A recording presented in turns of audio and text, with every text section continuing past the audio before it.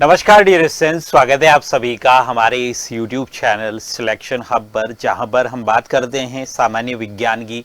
और वो सामान्य विज्ञान जो आपके एग्जाम के अंदर पूछा जाता है। और आपके हर एग्जाम के अंदर, आप चाहे बोलिए एलडीसी की तैयारी कर रहे हैं, चाहे रीट की तैयारी कर रहे हैं, या वीडियो पटवार, इन सभी के अंदर जो सामान्य विज्ञान पूछा जाता है, जो जनरल साइंस आपकी पूछा जाता है, उन टॉपिक्स की हमने एक सीरीज चला रखी है। और उस सीरीज के बहुत सारे वीडियो हम पहले ही कर चुके हैं, जिसके अंदर मैंने बहुत शानदार कंटेंट आपको दिया है। अगर आपने उन वीडियोस को नहीं देखा है तो आप डेफिनेटली उन वीडियो को एक बार वॉच करें। किसी भी वीडियो पे आप थोड़ा सा 10 से 15 मिनट जो है आप उस वीडियो को टाइम दें, और आपको लगेगा कि उसके अंदर जो चीज़ मैंने पढ़ाई है वाकई में बहुत शानदार चीज़ है। पूरा कंटेंट जो आपके प्रीवियस ईयर पेपर हुए हैं, उन पेपरों के आधार पर कि किस तरह का कंटेंट हमसे पूछा जा रहा है, उस आधार पर मैंने उस चीज़ को वहाँ पे डिस्क्राइब किया है, और बहुत गहन जानकारी के साथ मैंने उन टॉपिक को कवर किया है।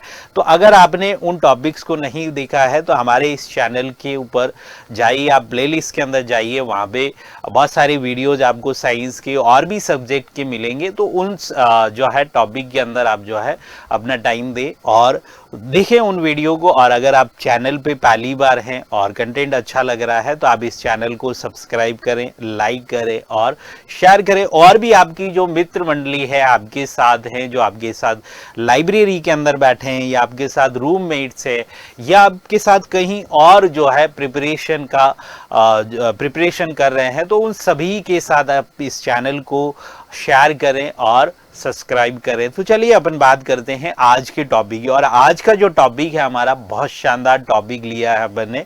और ये टॉपिक भी एक ऐसा टॉपिक है जो हमारे सामान्य जीवन के लिए भी आवश्यक है, और कई बार हमसे एग्जामों के अंदर भी इससे बहुत सारे क्वेश्चन पूछे जाते हैं। तो इस टॉपिक के बारे में आज बात करेंगे। तो टॉपिक क्या है हमारा? टॉपिक है हमारा आनुवंशिकता। आनुवंशिकता के बारे में अपन आज जो है इस वीडियो के अंदर बात करेंगे। जितनी बात हो सकेगी हम इस वीडियो के अंदर करेंगे, बाकी की बात जो है अपन और भी वीडियोस के अंदर करेंगे। तो जो है आगे अगर अपने पास जो है और टाइम रहेगा तो अपन उस वीडियो के अंदर भी बात करेंगे, क्योंकि ये एक ऐसा टॉपिक है जो थोड़ा सा न्यूमेरिकल टाइप भी बढ़ता है। इसके अंदर कई बार अपनों से क्वेश्चन जो है आनुवंशिकता से रिलेटेड, कई सारी परिभाषाओं से रिलेटेड क्वेश्चन पूछे जाते हैं। कई बार ऐसा भी होता है कि इससे कोई न्यूमेरिकल टाइप का क्वेश्चन भी मिल जाता है। ठीक है, तो इन सभी की बात करेंगे अपन। तो एक बार शुरुआत करते हैं इसकी, उसके बाद में इसके अंदर क्या चीजें हैं उनकी भी अपन चर्चा करेंगे यहाँ पे, कि क्या क्या चीजें इसके अंदर आती है, किसके बारे में जो है ये टॉपिक मेनली जो है डिस्क्राइब किया जाता है। तो इसकी बात करेंगे अपन। तो सबसे पहले हमारे पास है आनुवंशिकता, हमारा टॉपिक है जेनेटिक्स जिसको अपन बोलते हैं। ठीक है, तो एक बार अपन देखते हैं कि जो आनुवंशिकता है, इस आनुवंशिकता के अंदर एक तो सामान्य चीज अपन ये पढ़ते हैं कि भाई आनुवंशिकता जो है, जेनेटिक्स जो है, आनुवंशिकता जो है, इस जेनेटिक्स की अगर अपन बात करें, ठीक है, तो आनुवंशिकता का सीधा सा मतलब अपन ये जानते हैं कि भाई एक जो है हमारे जो पीढ़ी दर पीढ़ी जो गुण हैं वो एक पीढ़ी से दूसरी पीढ़ी के अंदर जो जाते हैं उसको अपन आनुवंशिकता कहते हैं। लेकिन गुण तो हमारे जाते हैं। भाई आपने हमारे समाज के अंदर, अपन परिवार के अंदर कई बार कहते हैं कि भाई ये जैसे नया बच्चा जो है, नवजात शिशु ने जन्म लिया है और उसके नाग नक्शे को देख के कि भाई अपन कहते हैं ये तो बिल्कुल मामा पे गया है, ये बिल्कुल अपने जो है पिता पे गया है, ये या दादा जैसा लग रहा है। ठीक है, तो ये हमारे लक्षण हैं जो पीढ़ी दर पीढ़ी आगे से आगे चलते हैं। लेकिन क्या हमारी शक्ल जो है, शक्ल सूरत एज इट इज हमारे पिता जैसी है? नहीं है, आपको नहीं मिलेगी। हाँ, हालांकि उसके अंदर बहुत सारी चीजें ऐसी होती है जो कॉमन होती है, कई बार लगता है अपनों को कि ऐसा है। तो उसके साथ एक और भी चीज आई, भाई हमारे अंदर लक्षण तो है कि भाई हमारी पीढ़ी जैसी है, उसके दादा परदादाओं के लक्षण तो हमें दिखेंगे।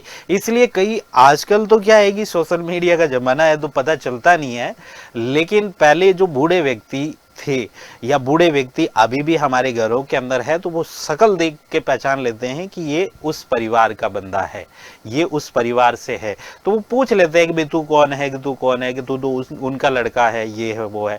तो वो देख के पहचान लेते थे। ठीक है, तो ये किस कारण से हो रहा है? ये आनुवंशिकता के कारण, जेनेटिक्स के कारण ही तो है। जेनेटिक्स के आधार पर ही तो अपन पता लगा रहे हैं, लेकिन जेनेटिक्स के साथ एक गुणों के साथ एक चीज और भी आ रही है कि भी अलग भी तो है, हम पिता जैसे थोड़ी है, एज इट इज पिता जैसे थोड़ी है, नहीं है। तो एक चीज और भी आ रही, इसका मतलब आनुवंशिकता के अंदर दो चीजें हैं। इसका मतलब क्या है, आनुवंशिकता के साथ दो चीजें हैं। एक तो क्या है, एक तो है आपकी वंशागति, एक तो क्या है वंशागति, एक तो क्या है वंशागति है, ठीक है। और दूसरी चीज एक और मिल रही है हमें, जिसे हम कहते हैं विविधता। क्या कह रहे हैं अपन, विविधता। दो चीजें देखने को मिल रही है हमें, एक तो वंशागति देखने को मिल रही है और एक हमारे साथ क्या है, विविधता। विविधता के अंदर अपन ये कहते हैं कि जो हमारे लक्षण है वो एज इट इज आप ये फैमिली के जो बंदे हैं उनसे नहीं मिल रही है, या माता से या पिता से नहीं मिल रही है, लेकिन कुछ ऐसे आनुवंशिक लक्षण हैं जो हमें उनकी ओर ले जा रहे हैं, जो उनके जो गुणों को जो है बता रहे हैं। तो वंशागति और विविधता ये दो तरह की चीजें हैं। इन दोनों चीजों की बात अगर अपन करेंगे भी, यहाँ पे जो है वंशागति का मतलब क्या है या विविधता का मतलब क्या है, तो वंशागति का मतलब वंश की गति, हमारे वंश की गति वो वंशागति है। वंश की गति कैसे कहेंगे अपन, कि जो हमारे आनुवंशिक गुण है वो एक पीढ़ी से दूसरी पीढ़ी के अंदर क्या हो रहे हैं, स्थानांतरित हो रहे हैं, उसको हम क्या कहते हैं, वंशागति कहते हैं। तो सिंपल सी भाषा के अंदर आप लिखेंगे हमारे आनुवंशिक गुणों का, आनुवंशिक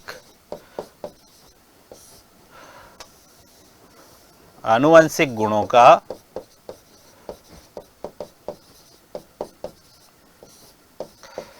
आनुवंशिक गुणों का एक पीढ़ी से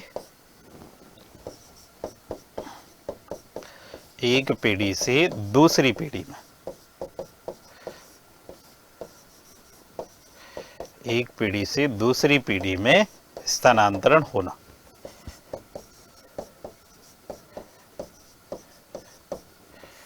स्थानांतरण होना, एक पीढ़ी से दूसरी पीढ़ी के अंदर जो आनुवंशिक गुण हमारे स्थानांतरित हो रहे हैं, इसको हम क्या कहते हैं, इसको हम कहते हैं वंशागति। अब दूसरा शब्द हमारा क्या है, विविधता।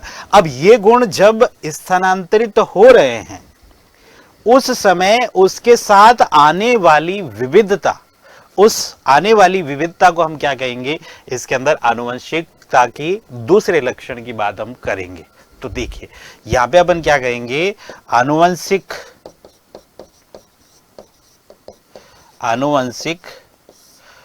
गुणों के, आनुवंशिक गुण या आनुवंशिक लक्षणों के स्थानांतरण से आने वाले परिवर्तन,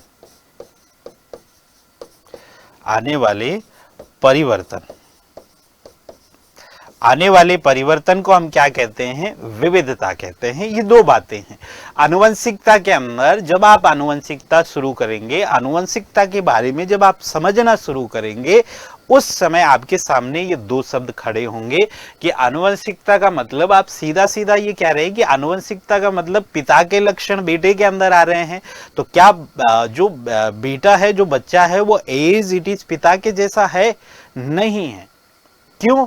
क्योंकि लक्षण तो उसके अंदर जा रहे हैं, आनुवंशिक गुणों का एक पीढ़ी से दूसरी पीढ़ी में स्थानांतरण तो हो रहा है, लेकिन उसी स्थानांतरण के साथ साथ कुछ परिवर्तन आते हैं, जिसको हम क्या कहते हैं, विविधता कहते हैं। ये दोनों बातें आप ध्यान रखेंगे, और दोनों बातें किसके अंदर आती है, ये आनुवंशिकता के अंदर आती है। दोनों बातें किसके अंदर आएगी, आनुवंशिकता के अंदर आएगी। अब दूसरी बात होती है कि भाई आनुवंशिकता के बारे में कुछ इंपॉर्टेंट फैक्ट्स है, उनकी बात कर लेते हैं। कि भाई आनुवंशिकता का फादर ऑफ जेनेटिक्स अपन किसको कहते हैं, ग्रेगर जॉन मेंडल को कहते हैं। फादर ऑफ जेनेटिक्स किसको कहते हैं अपन,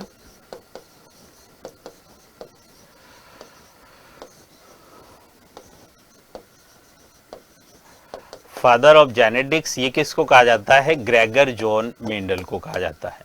किसको कहा जाता है, ग्रेगर जॉन मेंडल। इनके बारे में अपन पढ़ेंगे, लेकिन एक बार फैक्चुअली अपन जो है यहाँ पे देख लेते हैं। ग्रेगर जॉन मेंडल को अपन क्या कहते हैं, फादर ऑफ जेनेटिक्स कहते हैं, आनुवंशिकी के पिता कहा जाता है, इनको आनुवंशिकता के पिता कहा जाता है।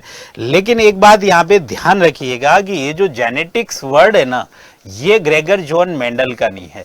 ये शब्द किसने दिया है? ये शब्द दिया है बैटसन ने। ये शब्द किसने दिया है? बैटसन ने दिया है। बैटसन के द्वारा ये शब्द दिया गया, और बैटसन को हम क्या कहते हैं? आधुनिक आनुवंशिकी का जनक कहा जाता है। इसको क्या कहा जाता है? आधुनिक आनुवंशिकी का जनक कहा जाता है। किनको? बैटसन को। तो यहाँ पे आप ध्यान रखेंगे, आधुनिक आनुवंशिकी का जनक किसको कहा जाता है?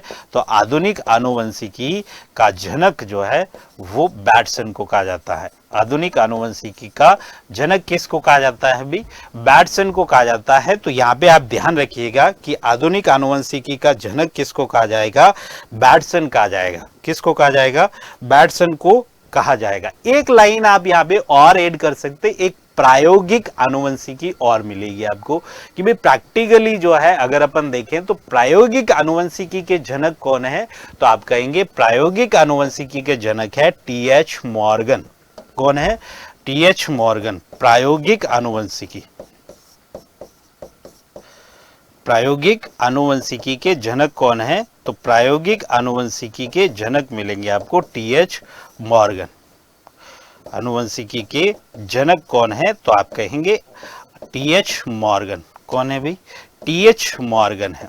ठीक है, टी.एच. मॉर्गन। तो बहुत शानदार चीजें हैं, बहुत शानदार फैक्ट है। अगर आपको कंटेंट अच्छा लग रहा है और आप चैनल पर पहली बार हैं तो डेफिनेटली आप चैनल को सब्सक्राइब करें, शेयर करें और अपने दोस्तों के साथ इसको साझा करें। ठीक है, तो चलिए, फादर ऑफ जेनेटिक्स कौन है? ग्रेगर जॉन मेंडल है। शब्द बैटसन के द्वारा दिया गया है। आनुवंशिकी का जनक अपन किसको कहते हैं? बैटसन को कहा जाता है। और प्रायोगिक आनुवंशिकी के जनक जो है वो किसको कहते हैं अपन? टी.एच. मॉर्गन को। अब जब अपन आनुवंशिकी पढ़ रहे हैं, आनुवंशिकी की परिभाषा हमने देख ली है, तो आनुवंशिकी के अंदर सबसे पहले किसका नाम आया है? ग्रेगर जॉन मेंडल का नाम आया है। तो ग्रेगर जॉन मेंडल से आपके जो पेपर होते हैं उनके अंदर जो है 2018 का एक पेपर है, उसके अंदर ये पूछा गया है कि ग्रेगर जॉन मेंडल जो है कहाँ के निवासी है, या वो उनका पद क्या है, वो क्या है, कोई वैज्ञानिक है क्या? तो आप ध्यान रखिएगा कि जो ग्रेगर जॉन मेंडल है वो साइंटिस्ट नहीं थे भी, वो एक चर्च के पादरी थे। ऑस्ट्रिया से बिलोंग करते। किस देश से आते हैं? वो ऑस्ट्रिया से आते हैं, और वो एक चर्च के पादरी थे जिन्होंने इसके ऊपर प्रयोग किए थे, आनुवंशिकी के ऊपर प्रयोग किए थे। ठीक है, तो ये सारी बातें आपको ग्रेगर जॉन मेंडल के बारे में ध्यान रखनी है। तो अपन जो है थोड़ी सी 2-4 फैक्ट अपन किसके बारे में? ग्रेगर जॉन मेंडल के बारे में बात करते हैं। Gregor John Mendel, Gregor John Mendel कौन है? Gregor John Mendel. अब ये जो ग्रेगर जॉन मेंडल है ये बिलोंग कहाँ से करते हैं? निवासी कहाँ के हैं भाई? तो निवासी आपने कहा कि भाई ये निवासी है ऑस्ट्रिया के। निवासी कहाँ के है? ऑस्ट्रिया के। निवासी कहाँ के है? ये ऑस्ट्रिया के है। और ये पूछा गया क्वेश्चन है, ध्यान रखिएगा, स्टार लगा के आप, ऑस्ट्रिया के निवासी। और दूसरा क्वेश्चन हमसे पूछा गया है कि ये कौन थे? ये एक चर्च के पादरी थे। ये क्या थे? चर्च के पादरी। चर्च के पादरी थे भी। ये कौन थे? चर्च के पादरी थे। ठीक है, इस चर्च के अंदर ही इनकी अगर आप कहानी पढ़ोगे, बहुत इंटरेस्टिंग कहानी है इनकी जो है। अभी तो अपन एक जो है क्लास के अंदर जो है अपन केवल इसके अंदर जो इम्पोर्टेंट कंटेंट है उसी की बात करेंगे, लेकिन इनकी कहानी जो है वो भी बहुत शानदार मिलती है अपनों को कि इन्होंने किस तरह उसी चर्च के बगीचे के अंदर जो है ये सारा एक्सपेरिमेंट कर दिया, और आज जेनेटिक्स जो है अपने आप में एक बहुत बड़ा विषय बन के हमारे सामने आया है, जिसके जनक कहे जाते हैं ग्रेगर जॉन मेंडल। अगर इनकी स्टोरी पढ़ेंगे तो बहुत शानदार स्टोरी है।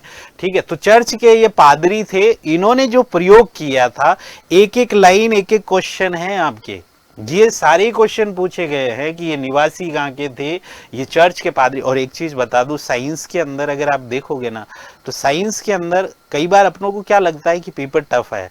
पेपर टफ नहीं है, जो चीजें हम बहुत इजी समझ लेते हैं, जिन चीजों को अपन ध्यान नहीं देते, थोड़ा सा उसके ऊपर से निकल जाते हैं, वो चीजें अक्सर पूछ ली जाती। अब आपने कई बार देखा होगा, जैसे अभी रीट का पेपर हुआ ना, उसमें कई बार जैसे केंद्र की खोज का शन पूछ लिया या कोशिका की खोज का सन पूछ लिया। अब ऐसा क्यों हो रहा है? ऐसा इसलिए हो रहा है कि ये चीजें बहुत ज्यादा कॉमन हो गई है। भाई कोशिका की खोज किसको नहीं पता होगी, केंद्रक की खोज किसको नहीं पता होगी, सबको पता होगी। तो ये चीजें बहुत ज्यादा कॉमन जब कोई चीजें हो जाती है, ग्रेगर जॉन मेंडल आनुवंशिकता के जनक है, कौन नहीं जानता होगा। भाई जो पहली बार तैयारी कर रहा है उसके लिए हो सकता है कि वो नया क्वेश्चन हो उसके लिए, क्योंकि ये तो 9th-10th में भी है तो नया तो नहीं होगा, लेकिन भाई 9th-10th के अंदर सही से नहीं पढ़ा होगा, हो सकता है कि उस समय नहीं मिला होगा, कि भाई मेरे को 9th-10th के अंदर ज़्यादा समय नहीं मिला था, मैं खेलने में इनमें ज़्यादा बिजी था, तो उस समय मिला नहीं था, तो मुझे जो है आनुवंशिकता के बारे में पता लगा नहीं था। लेकिन तो भी अपन माने कि भाई जो है यहाँ पे आनुवंशिकता के जनक का सबको पता होता है, तो यहाँ से आनुवंशिकता से क्वेश्चन भी तो पूछा जाना है। भाई हमारे सिलेबस में दे दिया कि आनुवंशिकता हमारे सिलेबस में है, अगर सिलेबस में है तो क्वेश्चन भी पूछना पड़ेगा। और हम जनरल साइंस की अगर अब बात कर रहे हैं तो जनरल क्वेश्चन ही पूछना पड़ेगा ना भाई, हमसे 2nd ग्रेड का 1st ग्रेड का क्वेश्चन थोड़ी पूछेंगे, उससे मेडिकल से क्वेश्चन थोड़ी पूछे। भाई मेडिकल में भी तो साइंस ही पढ़ रहे हैं वो, लेकिन मेडिकल वाला क्वेश्चन यहाँ पे थोड़ी पूछेंगे, हमसे वीडियो में थोड़ी पूछेंगे।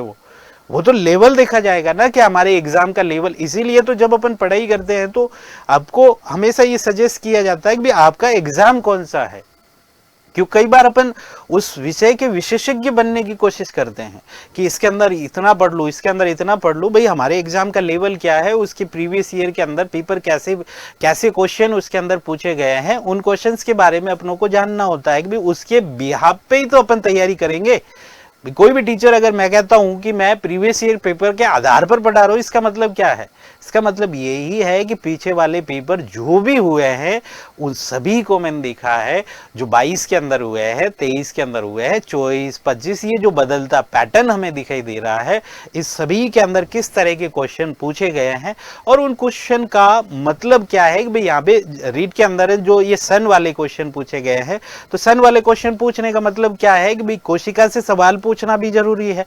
और कोशिका टॉपिक इतना सिंपल हो गया है, इतना कॉमन हो गया है कि वहां से कोशिका की खोज पूछ के तो हम क्या ही बिगाड़ लेंगे, इसलिए उन्होंने सन पूछ लिया। अब सन पूछ लिया तो इसका मतलब ये नहीं है कि साइंस के अंदर जितनी भी खोजें हुई है उन सभी का सन हमें याद होना चाहिए, ऐसा भी नहीं है। जो बहुत कॉमन है उनका जो है हमें पता होना चाहिए, उसके बारे में जो सामान्य जानकारी है वो हमें पता होनी चाहिए। ठीक है, तो यहाँ पे जो ग्रेगर जॉन मेंडल है वो ऑस्ट्रिया से बिलोंग करते हैं, चर्च के पादरी है, और इन्होंने जो प्रयोग किए हैं वो किस पर प्रयोग किए हैं? मटर के पौधे पर। इनके जो प्रयोग है वो किस पर प्रयोग मिलेंगे आपको? उद्यान मटर पर। किस पर? उद्यान मटर पर जो है इनके प्रयोग मिलेंगे। उद्यान मटर का जो साइंटिफिक नेम है वो क्या है आपका? Pisum sativum. Pisum sativum. Pisum sativum इनका क्या मिलता है? इसका साइंटिफिक नेम मिलेगा आपको पाइसम सटाइवम। इसका साइंटिफिक नेम आपको क्या मिलेगा? पाइसम सटाइवम मिलेगा।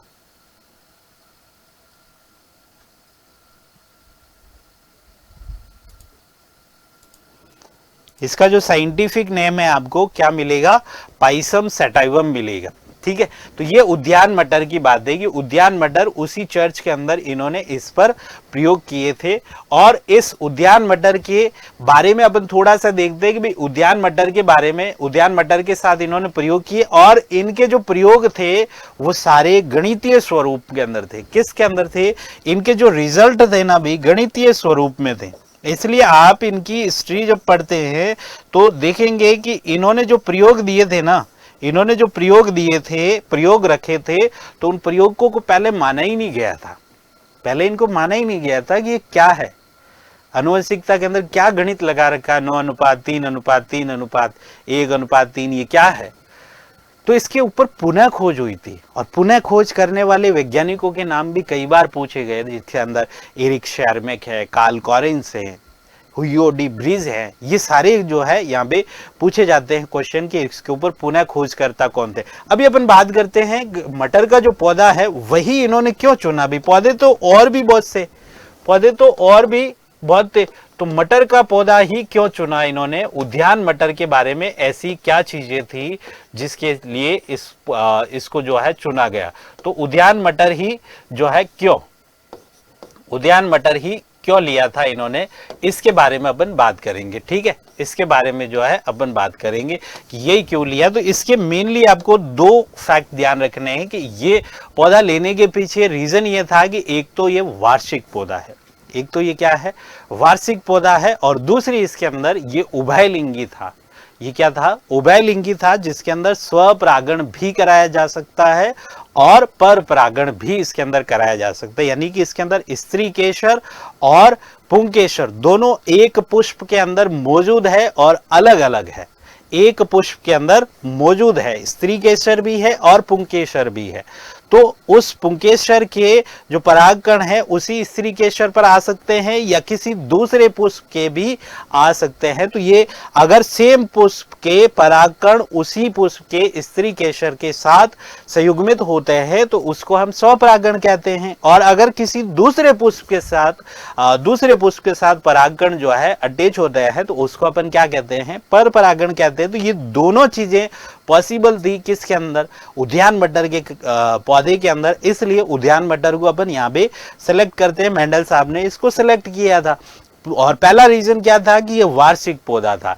अब वार्षिक पौधे और उभयलिंगी को हम हमारे जीवन के साथ सेलेक्ट कर जो है इसको यहाँ पे संबंध कर सकते हैं, रिलेट कर सकते हैं। कैसे कर सकते हैं कि भाई हम जैसे मान लो कोई एग्जाम की तैयारी कर रहे हैं, कि हमने कोई एग्जाम लिया, तो हम कोई ऐसा एग्जाम तैयारी करते ही हम कोई ऐसा प्लान सोचेंगे कि 7 साल बाद में मेरे को गवर्नमेंट सर्वेंट लगना है, इसलिए मैं अभी से प्रिपरेशन 7 साल बाद की प्रिपरेशन कर रहा हूं। ऐसा लेता है ये कोई प्लान? नहीं लेता।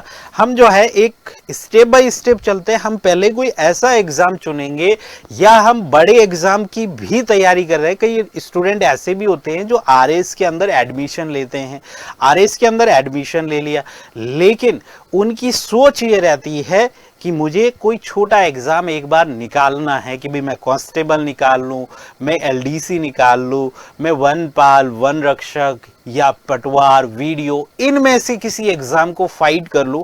तो मैं कोचिंग तो मुझे बनना तो आरएस है, लेकिन अभी मुझे जरूरत है छोटे एग्जाम की कोई वनडे एग्जाम में निकाल लूं। तो इतनी बड़ी तैयारी अगर मैं कर रहा हूं, इतना शानदार कंटेंट अगर मैं पढ़ रहा हूं, तो डेफिनेटली मेरे ये एग्जाम तो निकलेंगे ही निकलेंगे। तो वार्षिक का मतलब है कि इसके रिजल्ट जल्दी मिल जाएंगे, छोटे एग्जाम के रिजल्ट जल्दी मिल जाएंगे। अच्छी तैयारी अगर अपन करते हैं तो साल 1.5 साल के अंदर हम जो चाहते हैं, जो टारगेट लिया हमने, वो टारगेट हमारा पूरा हो जाता है।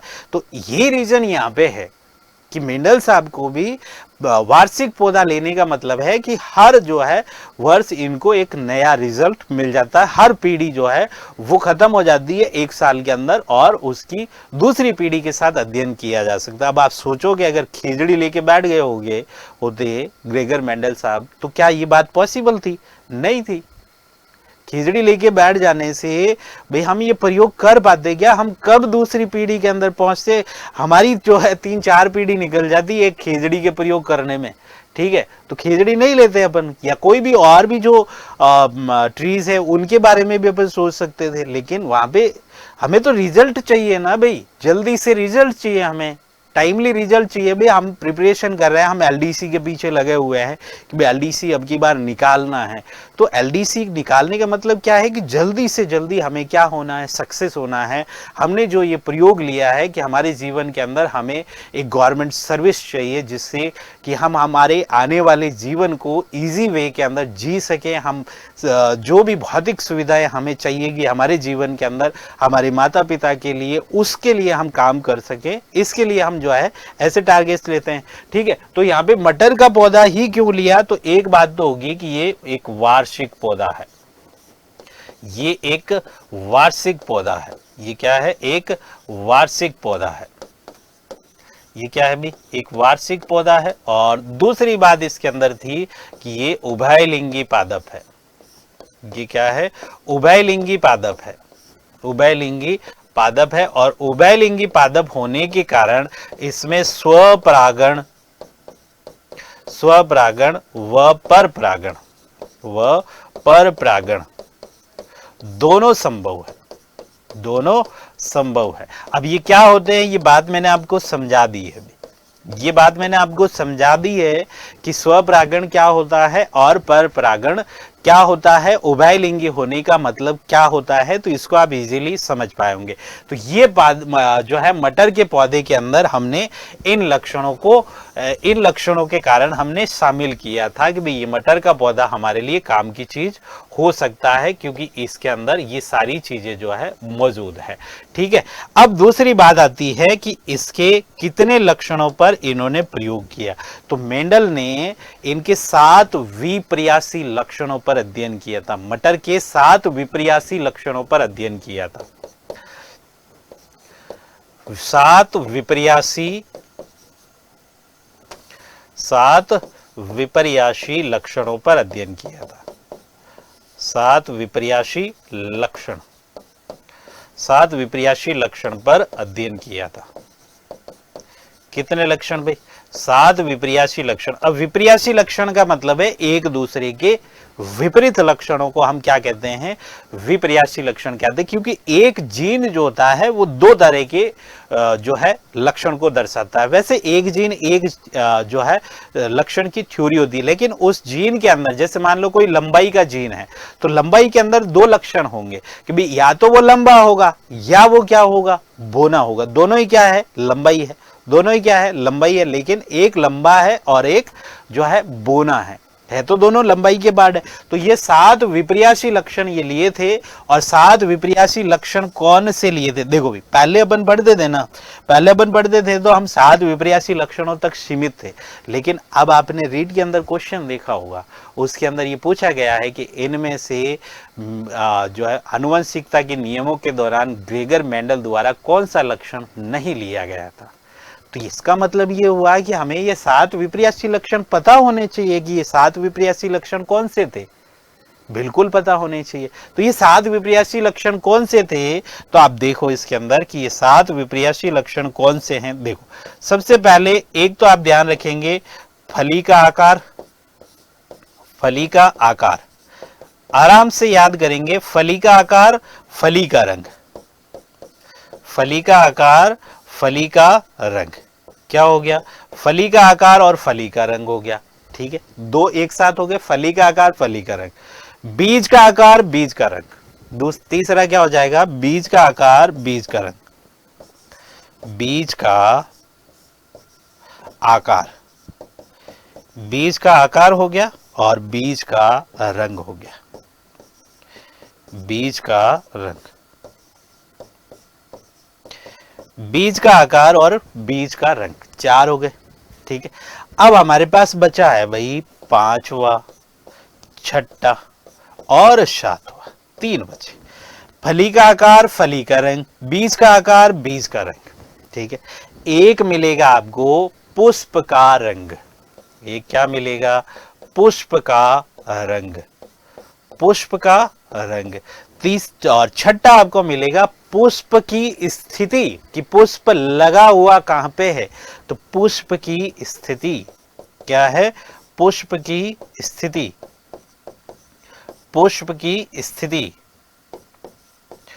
पुष्प की स्थिति। और 7वां मिलेगा आपको तने की लंबाई, क्या मिलेगा, तने की लंबाई, क्या मिलेगा भाई, तने की लंबाई। ये 7 विपर्यासी लक्षण थे जो किसके द्वारा, ग्रेगर जॉन मेंडल के द्वारा लिए गए थे, जो किसके द्वारा लिए गए, ग्रेगर जॉन मेंडल के द्वारा ये 7 विपर्यासी लक्षण लिए गए थे। तो इन 7 विपर्यासी लक्षणों को आप ध्यान रखेंगे कि ये 7 विपर्यासी लक्षण कौन से हैं भाई हमारे, तो इसके अंदर आप देख सकते हैं कि ये 7 विपर्यासी लक्षण हैं, जिसके अंदर आपको बीज का आकार मिलेगा, इस फली का आकार मिलेगा, फली का रंग मिलेगा, और बीज का आकार, बीज का रंग और पुष्प का रंग और पुष्प की स्थिति, तने की लंबाई। ठीक है, चलिए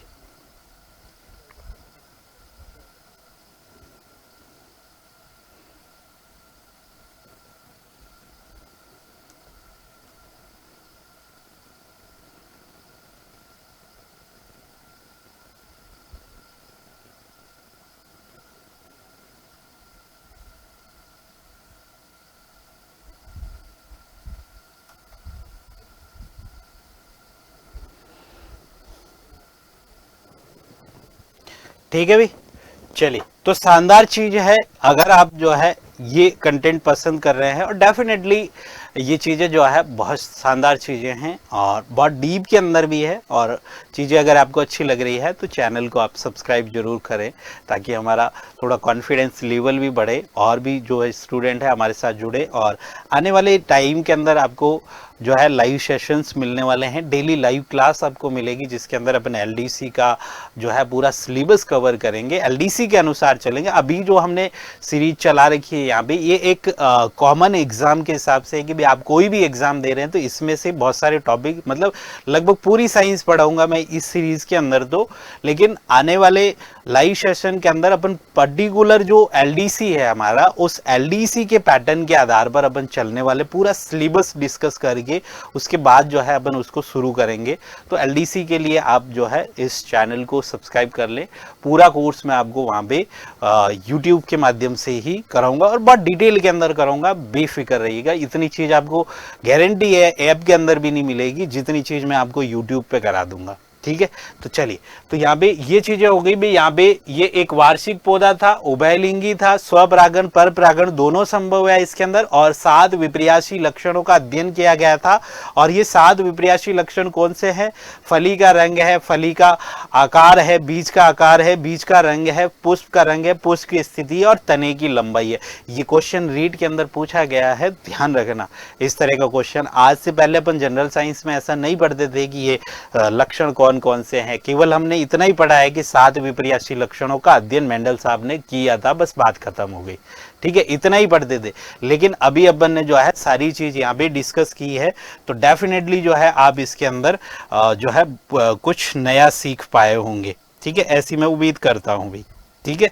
चलिए, अब अपन जो है इसके अंदर थोड़ा सा आगे चलेंगे और आगे के जो यहाँ पे बात करेंगे अपन।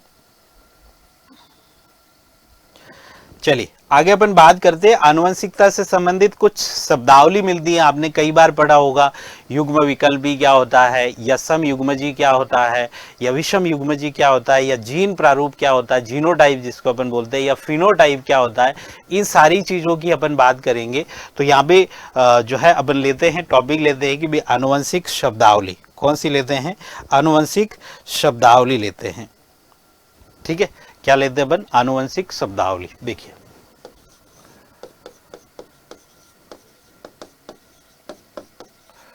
आनुवंशिक शब्दावली बहुत इंपॉर्टेंट चीज है, इसके अंदर भी आपको मैं देने वाला हूं, देखिएगा। आनुवंशिक शब्दावली, आनुवंशिक शब्दावली के अंदर सबसे पहले आपको एक चीज मिलेगी, युग्म विकल्पी। युग्म विकल्पी,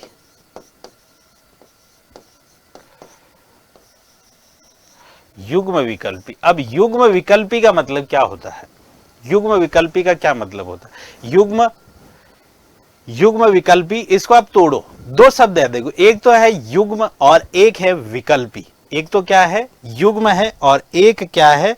विकल्पी है। 2 अलग अलग शब्द मिल रहे हैं आपको, 2 अलग अलग शब्द मिल रहे हैं। तो 2 अलग अलग शब्दों को अपन क्या कहते हैं? युग्म विकल्पी। युग्म का मतलब एक जोड़ा होगा, जैसे कि आपके साथ एक जोड़ा है टी और टी, ऐसा हमने आनुवंशिकता के अंदर देखा है। एक हमने देखा है कि जोड़ा ऐसा भी हो सकता है, ठीक है, हो सकता है। एक हमने देखा है कि जोड़ा ऐसा भी हो सकता है, जोड़ा ऐसा भी हो सकता है। या टी टी क्यों ले, अपन वाई वाई ले लेते हैं, या कैपिटल वाई और कैपिटल आर ले सकते हैं। इस तरह से कोई भी स्मॉल वाई स्मॉल आर ले सकते हैं। तो ये जो जोड़े आपको दिखाई दे रहे हैं, ये एक जीन के 2 रूप है, एक जीन के 2 विपर्यासी लक्षण है। उसको हम क्या कहते हैं? उसको हम कहते हैं युग्म विकल्पी। उसको हम क्या कहेंगे? युग्म विकल्पी। तो आप यहां पे लिखेंगे कि एक जीन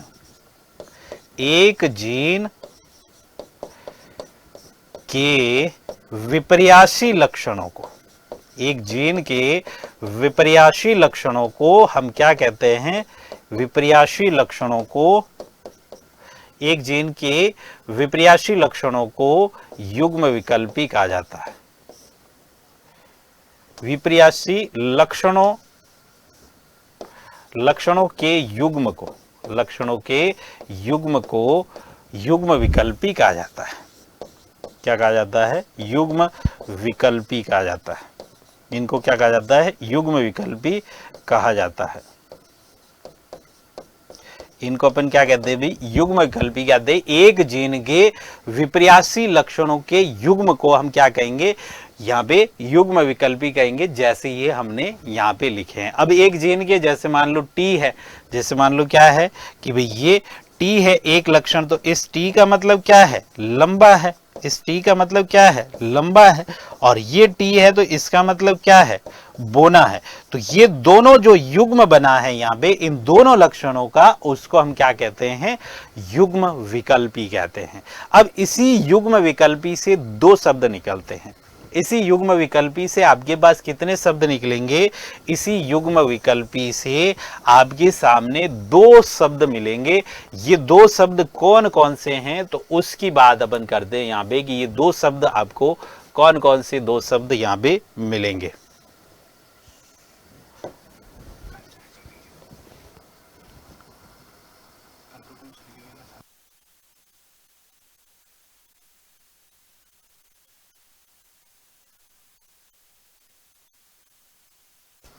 चलिए,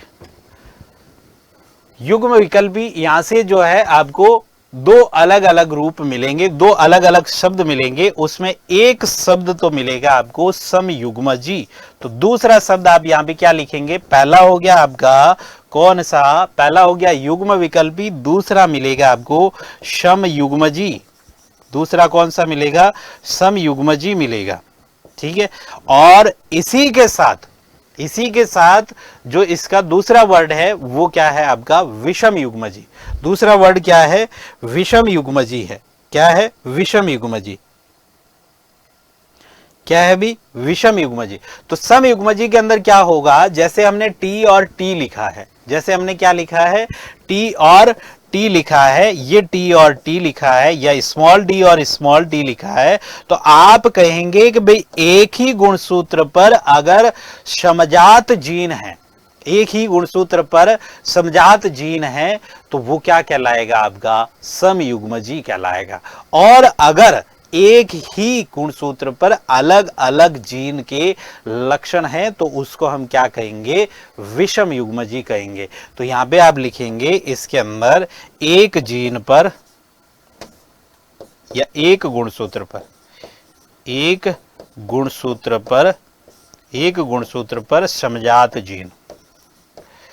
समजात जीन, एक गुणसूत्र पर समजात जीन अगर है तो उसको हम क्या कहेंगे? समयुग्मजी कहेंगे। और समयुग्मजी का आपकी एग्जाम्पल क्या हो जाएगा कि आप इस तरह से समान लिख सकते हैं, टी टी या कैपिटल डी या स्मॉल डी लिख सकते हैं।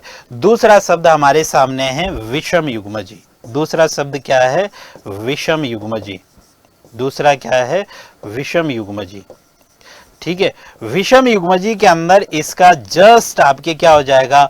उल्टा हो जाएगा कि भी यहाँ पे टी और small D, capital D small D, या कैपिटल वाई स्मॉल आर, ऐसे मिल सकता है आपको, ऐसे आपको यहाँ पे मिल सकता है। तो उसको हम क्या कहेंगे? उसको हम कहेंगे विषम युग्मजी। उसको हम क्या कहेंगे? विषम युग्मजी। तो एक गुणसूत्र पर असमान जीन है तो उसको हम क्या कहेंगे? विषम युग्मजी। एक गुणसूत्र पर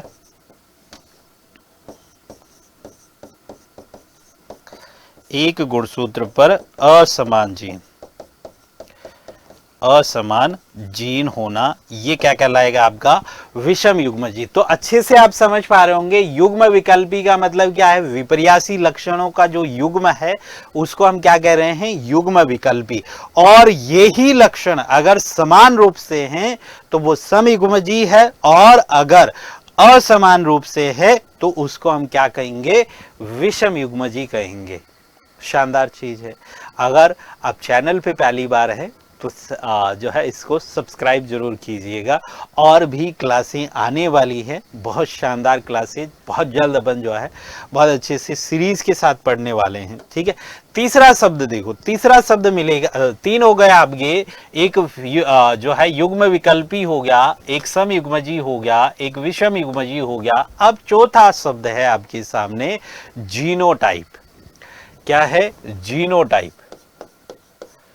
जीनोटाइप या जीन प्रारूप,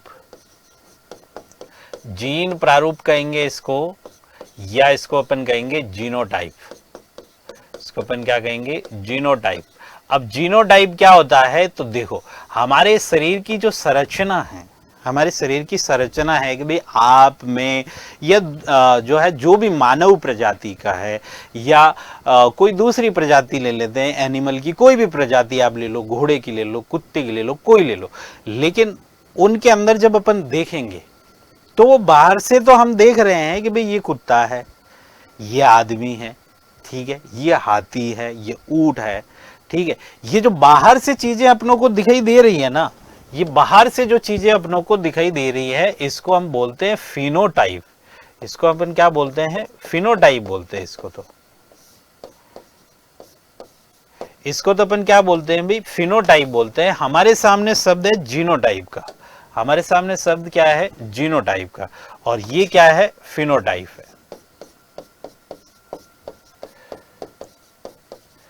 फिनोटाइप। अब देखो, आप इसको अच्छे से समझना कि भाई जीनोटाइप का मतलब क्या हुआ और फिनोटाइप का मतलब क्या हुआ। तो हम देख पा रहे हैं कि भाई जो हमारी संरचना जो बाहर से हमें दिखाई दे रही है, जो हमारी संरचना बाहर से हमें दिखाई दे रही है, वो तो हमारी क्या है? आकारिकी संरचना है। यानी कि हमारे शरीर का जो आकार है वो तो सेम है, वो तो सभी मानव के अंदर सेम है। आप दुनिया का कोई भी मानव देखेंगे, उसके अंदर शरीर का आकार तो सेम है, लेकिन जब उसके शरीर की आंतरिक संरचना की बात करेंगे तो हम टॉपिक पढ़ रहे हैं आनुवंशिकता। तो आनुवंशिकता के अंदर आनुवंशिक लक्षण तो मिलेंगे ना उसकी पीढ़ी के। भाई अपन जो है बायोटेक के अंदर अगर आपने पढ़ा है तो बायोटेक्नोलॉजी के अंदर फिंगरप्रिंटिंग का बहुत बड़ा रोल होता है कि किसी भी, जैसे मान लो भी अपने जो है मान लो जो है परिवार अगर जो है अपन मिडिल क्लास से आते हैं तो हमारे अंदर इतना फर्क नहीं पड़ता है कि भाई कौन किसका बच्चा है, अपन गोद ले लेते हैं या जो भी है।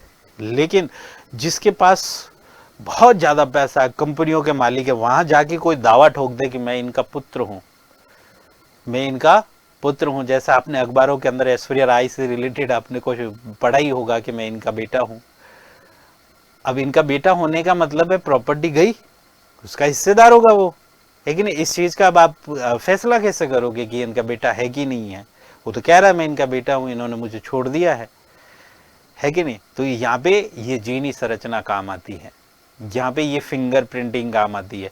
या दुनिया में कोई बहुत बड़ा क्राइम हो गया है, उस क्रिमिनल को पकड़ने के लिए फिंगर प्रिंटिंग का यूज किया जाता है। तो ये फिंगर प्रिंटिंग का मतलब क्या है? फिंगर प्रिंटिंग का मतलब है हमारी जीनी संरचना, और जीनी संरचना का मतलब है कि हमारे डीएनए के अंदर जो नाइट्रोजनी क्षार है, उन नाइट्रोजनी क्षारों का एक अनुक्रम है, और वो हर मानव के अंदर आपको अलग अलग मिलेगा। हर मानव के अंदर क्या मिलेगा? अलग अलग मिलेगा। तो उस जीनी संरचना के आधार पर यह पता लगाया जाता है कि ये किसका बेटा है, ये इस वंश का है भी या नहीं। तो यहां पे 2 संरचनाएं मिलेगी। जीनी संरचना का मतलब है कि शरीर का जीन प्रारूप या शरीर की जीनी संरचना को अपन क्या कहते हैं? जीनी संरचना क्या है? जीनी प्रारूप कहते हैं, जीनोटाइप कहते हैं। ठीक है, तो शरीर की जीनी संरचना, शरीर की जो जीनी संरचना है उसको हम क्या कहते हैं? जीनोटाइप कहते हैं। और फिनोटाइप का मतलब है शरीर की बाह्य आकारिकी, बाह्य आकारिकी, शरीर की बाह्य आकारिकी।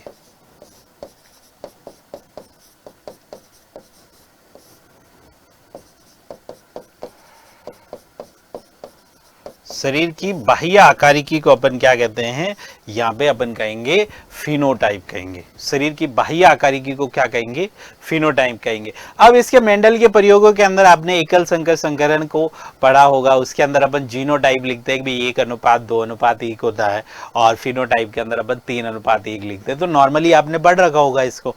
तो 3:1 का मतलब क्या है, 3 पादप हमें दिखाई देने में कैसे हैं, लंबे है, लंबे है। एक पादप क्या है, बोना है, ठीक है। लेकिन जब इसकी जीनी संरचना देखते हैं तो एक पादप इसके अंदर शुद्ध लंबा है, शुद्ध लंबा है, और 2 पादप ऐसे हैं जो संकर लंबे हैं।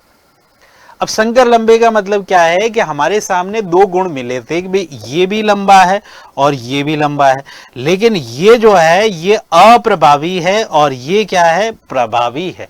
ये क्या है, प्रभावी है। तो प्रभावी तो हमेशा अपना प्रभाव छोड़ेगा ना भाई, प्रभावी तो हमेशा अपना प्रभाव छोड़ेगा कि नहीं छोड़ेगा, बिल्कुल छोड़ेगा सर, क्यों नहीं छोड़ेगा। प्रभावी जो होगा वो अपना प्रभाव डेफिनेटली छोड़ेगा, डेफिनेटली वो क्या करेगा, अपना प्रभाव छोड़ेगा।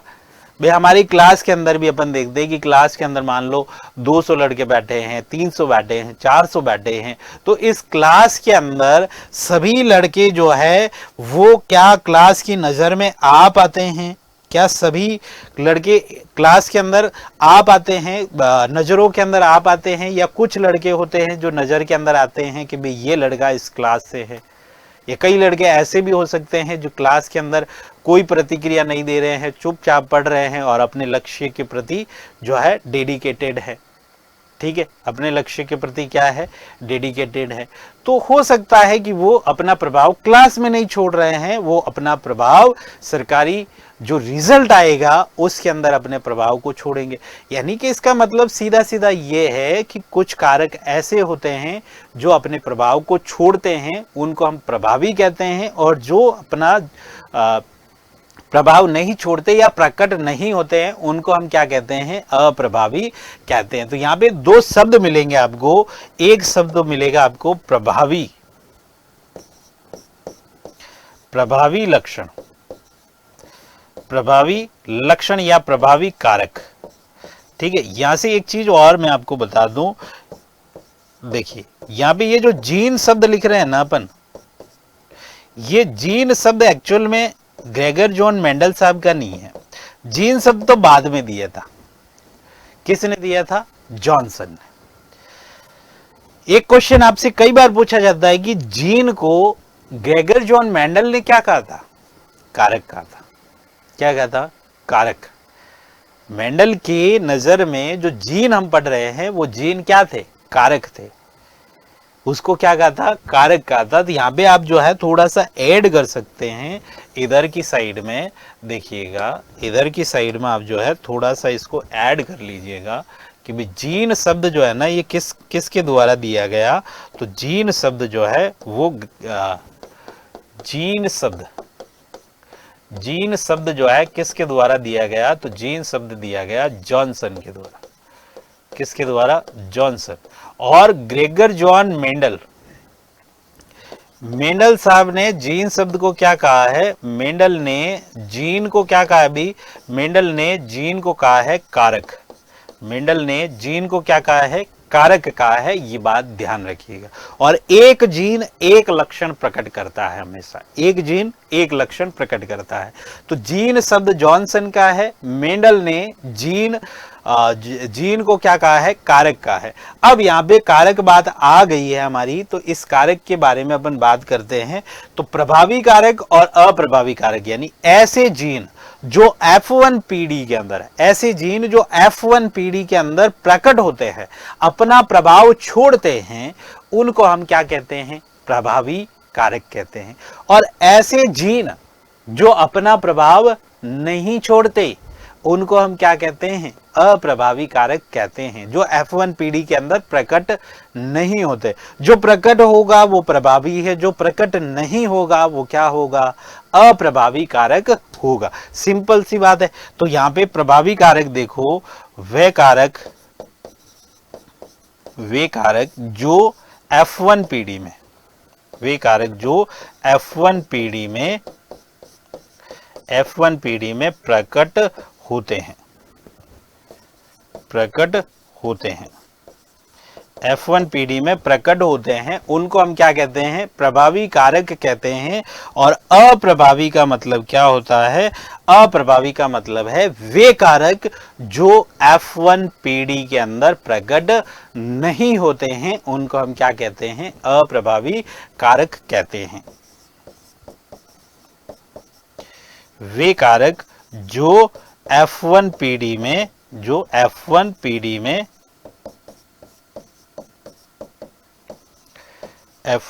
में प्रकट नहीं होते, उनको हम क्या कहते हैं भी? अप्रभावी कारक कहते हैं। तो दोनों परिभाषाओं को आप ध्यान रखेंगे कि अप्रभावी कारक क्या होगा और प्रभावी कारक क्या होगा।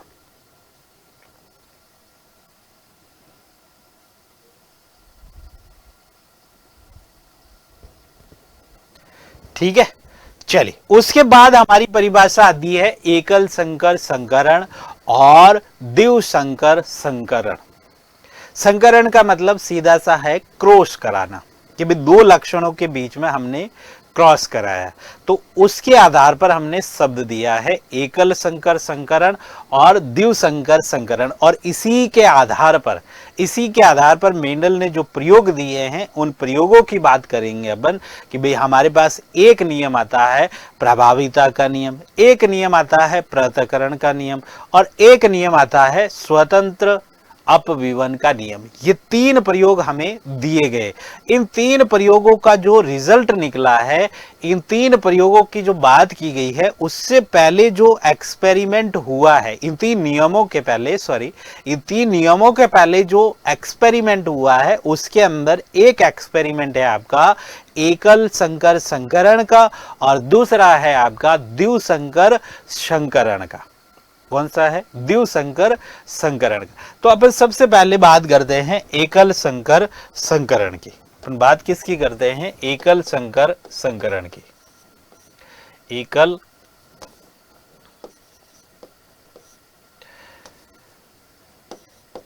संकर संकरण।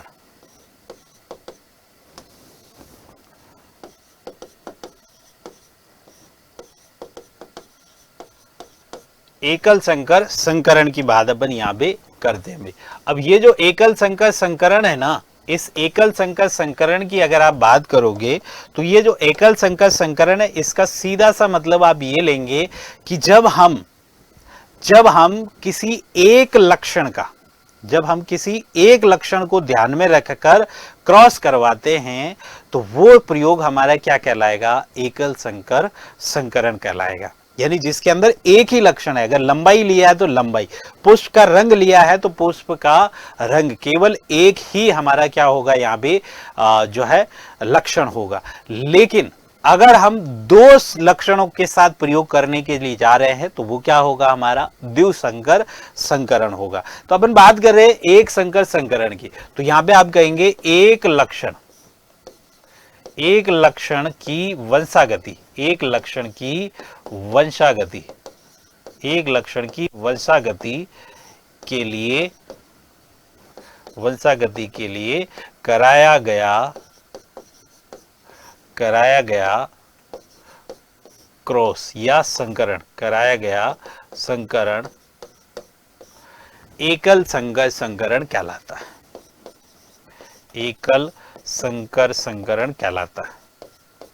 एकल संकर संकरण कहलाता है। एकल संकर संकरण कहलाता है। क्या कहलाता है? एकल संकर संकरण कहलाता है। ठीक है, ये आपके हो गए एकल संकर संकरण से रिलेटेड। अब अपन थोड़ा सा इसके अंदर देख लेते हैं एकल संकर संकरण को भी। यहाँ पे छोटा सा जो प्रयोग है अपना, उसको अपन देख लेते हैं भी। यहाँ पे अपन ने जो है लक्षण लिया, जैसे हमारा लक्षण है, एक लक्षण है हमारा, क्या लक्षण है? देखो, एक लक्षण है हमारे पास लंबाई का। लक्षण क्या है हमारा? लंबाई है। लक्षण क्या है? लंबाई। अब इस लंबाई के दो प्रारूप हो सकते हैं। एक तो टी है और एक क्या है? टी। ये तो क्या है? लंबा। ये क्या है? बोना। ये क्या है? बोना। लंबा और बोना, ये दो बातें हैं इसके अंदर। इन दोनों बातों को लेकर चलते हैं अपन और यहाँ पे कराते हैं क्रॉस। यहाँ पे क्या करते हैं अपन, करते हैं क्रॉस। अब क्रॉस जब अपन करेंगे तो यहाँ पे देखो आप, इसके अंदर पहले F1 PD निकाल लेते अपन। देखो इसको थोड़ा सा आगे ले लेते अपन कि भाई हमारे पास दो लक्षण है, हमारे पास लक्षण है, देखो लक्षण है हमारे पास T। ये T क्या कह रहा है हमसे कि भाई ये तो है आपके लंबा, ठीक है, ये तो आपकी क्या है, इसको तो अपन कहेंगे कि ये है हमारे लंबा, ठीक है। और दूसरा है यहाँ पे, दूसरा जो लक्षण है हमारा, दूसरा लक्षण है ये वाला स्मॉल d, और ये क्या है, ये है आपके लिए बोना, ये क्या है भाई, बोना। अब इससे हम जो है F1 PD प्राप्त कर रहे हैं। कौन सी पीढ़ी प्राप्त कर रहे हैं, F1 PD प्राप्त कर रहे हैं। यहाँ पे कौन सी पीढ़ी प्राप्त कर रहे हैं अपन, F1 PD। F1 PD अपन जब प्राप्त कर रहे हैं तो F1 PD के अंदर आपको क्या मिल रहा है अभी, F1 PD के अंदर आप देख पा रहे हैं कि यहाँ पे जो चीज मिल रही है वो है कैपिटल T स्मॉल t। क्या है, कैपिटल T स्मॉल t। अब ये जो पादप मिला है ना कैपिटल T स्मॉल t, अब इसके अंदर ये प्रभावी लक्षण है।